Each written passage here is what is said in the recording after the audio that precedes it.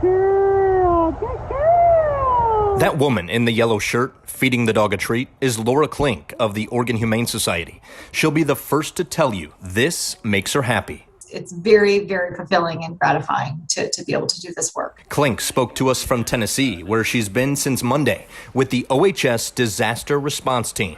I feel just personally very passionate about helping people and pets when there is this type of crisis situation. The crisis Klink's referring to is Hurricane Ida. It forced the evacuation of numerous animal shelters in Louisiana.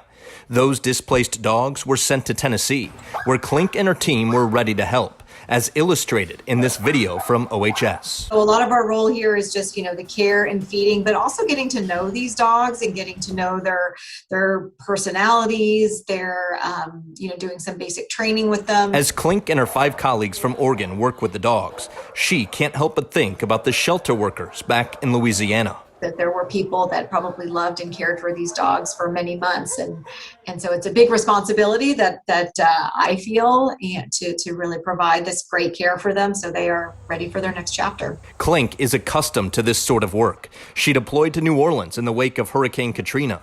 She went to St. Croix following Hurricane Maria in 2017. And the very next year, she was in California to assist the animals displaced by the Camp Fire. Every deployment is different. Every natural disaster is different. This deployment, she says, will last through the upcoming weekend. Then it's back to the Pacific Northwest until the next call for help. There's that saying that when you give, you get more back. And I find this work really fulfilling. Klink says as of right now, there are no plans to bring any of the dogs back to Oregon.